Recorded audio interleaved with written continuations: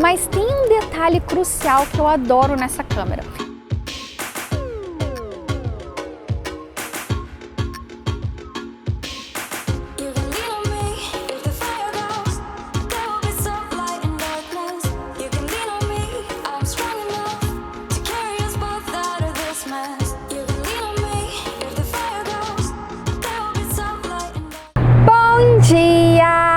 Bom, gente, o vídeo de hoje é um pouquinho diferente. Como vocês sabem, já tem aí uns 2 meses que eu comprei a nova câmera que eu uso para fazer o vlog, que é que eu tô filmando agora, que é a Sony A6300. E eu recebo muito comentário de pessoas pedindo para eu falar sobre a câmera, se ela é boa para vlog e tal. E às vezes eu tenho medo de fazer review de tecnologia, review de qualquer outra coisa aqui, porque esse é um canal mais de vlogs. Mas eu vi que o pessoal se interessou bastante pelo review que eu fiz do Apple Watch, muita gente gostou e foi um vídeo que teve bastante view, então achei que caberia aqui no canal, pelo menos de vez em quando, fazer uns vídeos de review, pelo menos dos equipamentos que eu uso, porque eu sei que muita gente tem curiosidade sobre eles. Como já tem 2 meses que eu tô usando essa câmera, eu acho que eu já posso falar tudo que eu gosto dela e tudo que eu não gosto e contar pra vocês se ela é boa pra vlog, se ela é boa pra fotografia, pra que ela é boa e se ela é boa. Então vamos combinar assim, eu vou sair pra fazer imagens lindas com ela, enquanto eu vou contando pra vocês o que eu acho sobre essa câmera.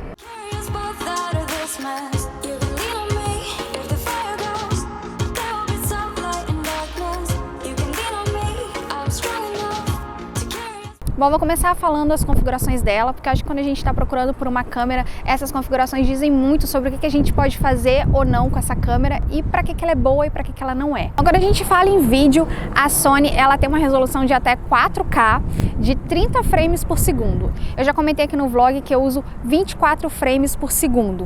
E ela também tem essa configuração para usar 24 quando eu estou usando a 4K. Na resolução Full HD, ela vai até 120 frames por segundo. Isso é o que possibilita ter imagens em câmera lenta bem suaves. E sempre que eu procurava review sobre ela, era um dos pontos altos que as pessoas falavam e que as pessoas gostavam de comprar essa câmera justamente para poder fazer câmera lenta. Falando em fotografia, o sensor dela é 24 megapixels e ele é CMOS.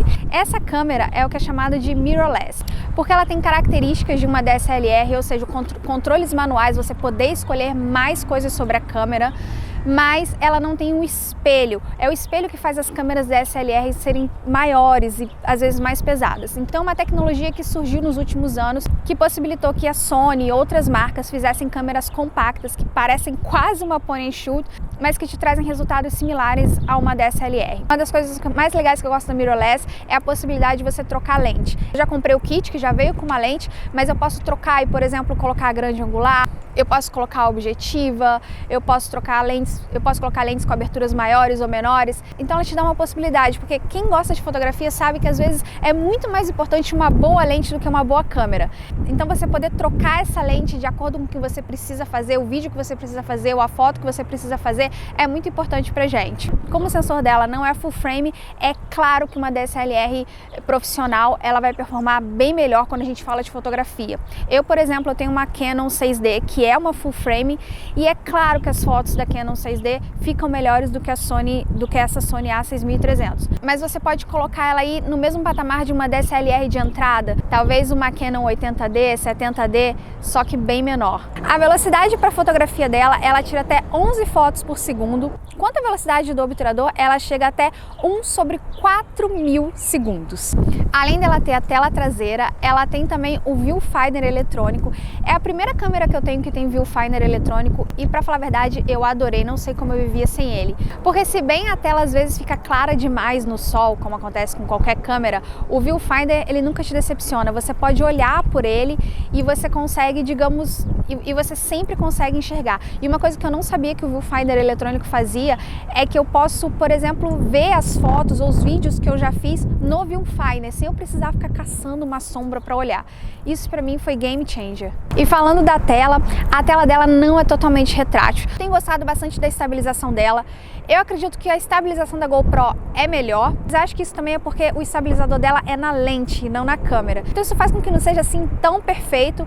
Além do mais, toda vez que você for comprar uma lente nova para ela, você vai ter que pensar nisso e comprar uma lente com estabilizador, se o estabilizador for muito importante para você, é claro. E ela é uma câmera muito leve, ela pesa apenas 404 gramas.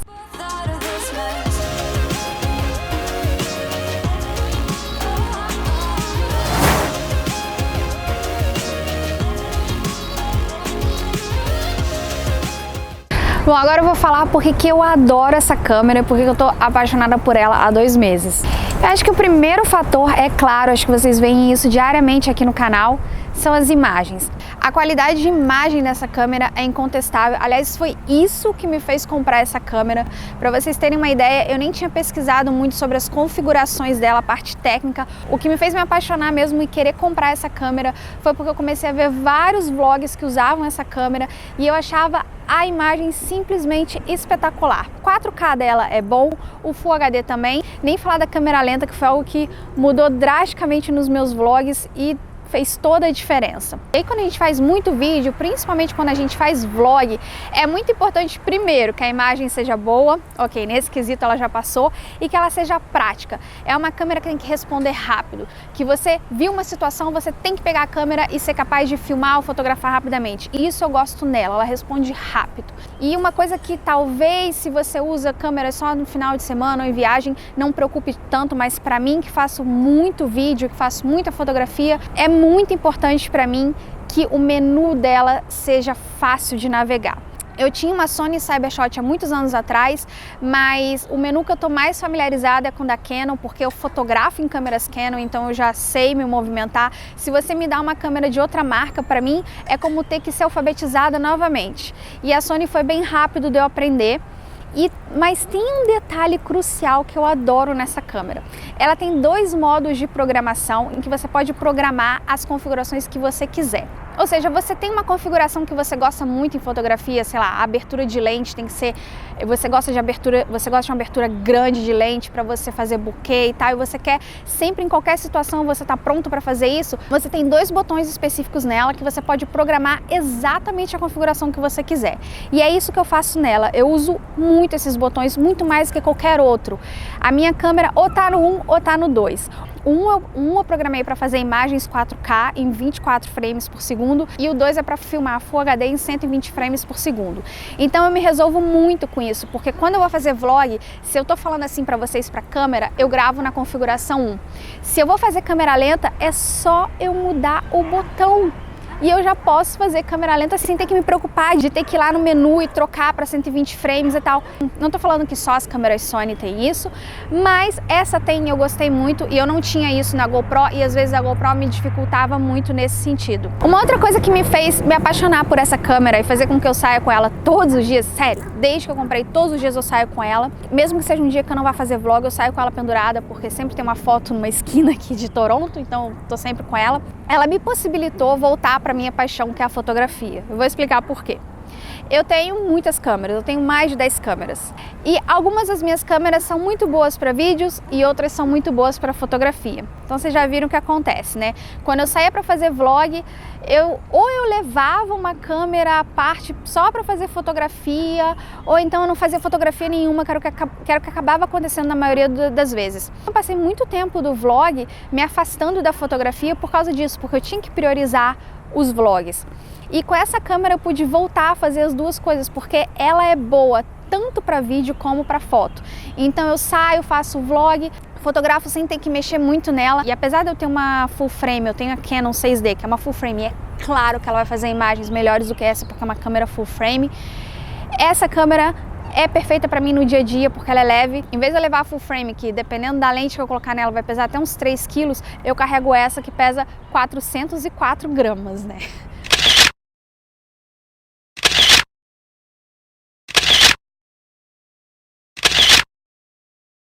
Então, para mim, foi muito bom para isso. Outra coisa que eu gostei muito foi a primeira vez que eu usei câmeras Sony mais avançada, além da Cybershot, e eu gostei muito do sistema de profiles da Sony. Esses profiles são, digamos, perfis que você tem de imagens que você pode escolher na câmera. Então, além do perfil normal, digamos, que a câmera pega e filma com as cores normais que você está vendo aqui, você tem outros que você pode escolher, alguns que saturam mais, outros que saturam menos, e inclusive as imagens que são flat. Essas imagens, elas são muito boas para quem faz color grading, ou seja, quem mexe nas cores do vídeo depois no processamento, que é algo que eu faço no vlog. Eu gosto de mexer nas cores, às vezes para deixar ou o clima mais quente ou o clima mais frio. E às vezes quando você tem uma imagem que é normal, simplesmente normal, fica mais difícil porque qualquer ajuste que você faz pode ser demais ou pode danificar a imagem. Quando uma câmera grava flat, ou seja, quando ela não tem muitos contrastes numa imagem, fica muito mais fácil de você fazer essa edição. Quando a gente fala de fotografia, ela também, além de fotografar em JPEG, ela fotografa em RAW, que seria essa versão para fotografia. É um tipo de arquivo que capta mais informação, então quando você vai processar essa fotografia, quando você vai editar no Photoshop, no Lightroom depois, você tem uma gama de cores maiores, você tem mais contraste, você pode mexer muito mais nela. Então assim, isso para mim também foi muito importante, essa câmera.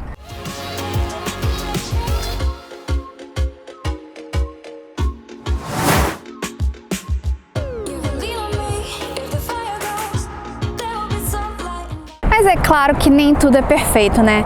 Se bem eu tô apaixonada por essa câmera e eu acho uma excelente compra, tem algumas coisinhas que me incomodam nela. Uma delas é até um detalhe, mas talvez vocês me entendam. Eu não gosto do fato de não vir com um carregador de bateria. Não vem um carregador à parte para você tirar a bateria dela, colocar e deixar lá carregando. Vem um fiozinho que você coloca na tomada e conecta na câmera e ela mesma carrega a bateria. E é um fiozinho bem curto assim. Eu não gosto porque às vezes eu tenho que deixar a câmera em algum lugar para carregar. Esse fio é curto, então não dá nem para eu chegar numa mesa para eu colocar na tomada embaixo e colocar em cima da mesa. Então às vezes eu tenho que deixar essa câmera carregando no chão. É um detalhe, é um pequeno detalhe, eu sei, mas eu acho que pelo preço dessa câmera isso acaba frustrando, porque quando você abre algo tão caro e você abre o pacote assim, você tá esperando ver coisas lindas, maravilhosas assim, e meio que não vem um carregador. Então isso eu acho que a Sony poderia ter pensado um pouquinho mais. Outro ponto negativo dela, e que eu acho que pode ser um ponto negativo para muita gente, para mim nem tanto, é o visor dela, que não é totalmente retrátil. Principalmente para quem está começando a fazer vlog, que se sente um pouco mais inseguro de ficar gravando na rua e ficar falando, eu acho que precisa muito ter esse visor para você sentir que você está falando no espelho, sei lá. Eu noto que quando eu falo, quando eu me vejo, quando eu tô falando, eu me sinto muito mais natural do que falando só para uma lente sem poder me ver. Mas isso vai de cada um. Para mim, eu que já faço vlog há 2 anos, já não é tanta necessidade assim. Então eu posso viver sem isso. E também eu já aprendi mais ou menos qual a distância que eu tenho colocado meu braço quando eu tô falando na rua para que eu saia na composição. Mas eu sei que isso pode ser um fator crucial para muita gente. E uma outra coisa que na verdade nem é uma opinião minha, eu nunca senti, nunca tive problema, é que quando eu li os reviews dessa câmera eu fiquei sabendo que ela tem uma tendência a esquentar muito a bateria se você tem um uso contínuo. Como os meus vídeos, normalmente eu filmo por alguns segundos ou por alguns minutos, eu nunca tive esse problema, a câmera nunca esquentou e nunca deu problema. Mas eu ouvi relatos de pessoas que usam a câmera por mais tempo, que falaram que ela pode esquentar e ela pode desligar no meio de uma gravação. Talvez para uma pessoa que vai comprar uma câmera para fazer vídeo de maquiagem ou que vai fazer vídeos mesmo só sentado e falando para a câmera por muito tempo, eu aconselharia investigar mais um pouquinho e saber se isso é verdade e se isso realmente acontece.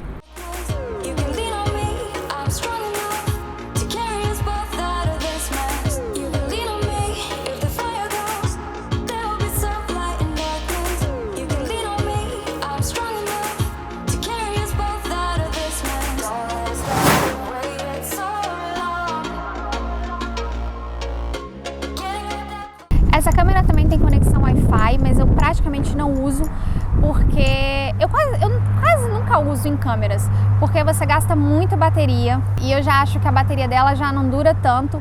Não porque a bateria seja ruim, mas porque você está usando visor, viewfinder, enfim. Eu não sou dessas assim que posta foto quando tá na rua, tirou a foto e já tem que postar, ou já tem que fazer alguma coisa com ela. Eu deixo guardadinha no cartão, quando eu chego em casa eu vou ver direitinho no computador, com um ambiente com uma luz adequada para poder ver a foto, enfim, eu não sou dessas. Mas se você gosta de fazer a foto ou o vídeo, já postar na internet, ela tem essa possibilidade. Além das 2 opções de botão que a gente tem de programação no disco dela de opções, você também pode configurar os outros botões do painel dela. Então você pode configurar esses botões da forma que você quiser.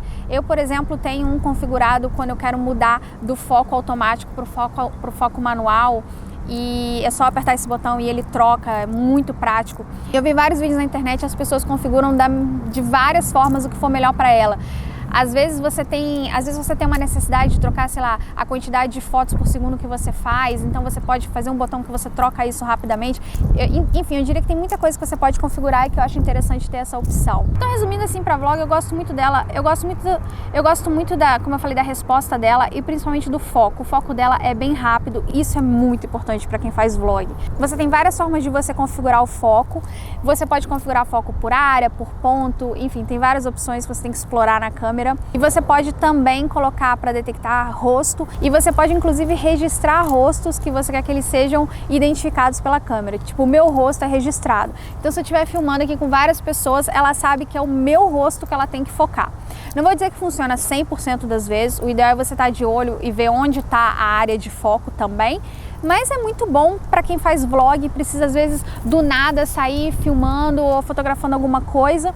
Então já está pronto ali, você não precisa se preocupar muito com o foco. E a mesma coisa quando eu mudo de uma área para outra. Eu gosto muito de fazer essas imagens em que eu foco num ponto específico e depois abro para uma imagem maior, ou então eu vou para um outro objeto e ela foca muito rápido, é quase imperceptível a falta de foco nela. Muito poucas vezes ela ficou perdida, que esse é um grande terror dos vlogueiros, né? Eu vejo muito assim, é uma das piores coisas que podem acontecer com a gente, que eu vejo acontecer em muito vlog, em muitas outras câmeras, e essa daqui eu não vejo acontecer tanto. Então eu não vou falar que é a melhor câmera do mundo, não vou falar que é a câmera ideal para você, não é a câmera ideal para todo mundo, porque, como eu falo, não existe câmera ideal para tudo e para todo mundo. Existem câmeras que são perfeitas para determinados usos. Essa para vlog eu acho fantástica. Eu não vou falar perfeita por causa do visor, que para mim não faz diferença, mas eu sei que para muita gente faz. Mas é uma câmera bem próxima da perfeição. É também uma câmera excelente para fotografia. Obviamente ela não vai substituir uma full frame, uma câmera profissional, mas é uma câmera que te dá muitas possibilidades com fotografia, principalmente se você tiver mais lentes e você quiser brincar com ângulos diferentes, distâncias focais, enfim, é uma câmera que te permite tudo isso. É uma câmera que, para ser sincera, eu colocaria acima de uma DSLR de entrada, abaixo de uma DSLR full frame. Essa é a minha opinião assim sobre ela.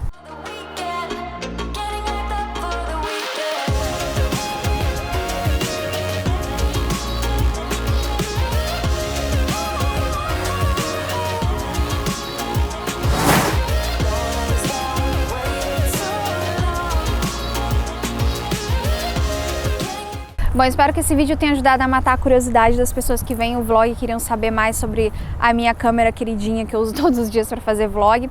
Também espero que tenha ajudado quem está procurando um review, quem está procurando saber se vale a pena ou não comprar essa câmera. E se você gostou desse vídeo, não esquece de dar um like para que mais pessoas possam descobri-lo. E se é a sua primeira vez aqui no canal, não deixa de se inscrever, porque eu posso até não fazer muitos reviews de tecnologia, mas eu faço vlogs com essa câmera todos os dias.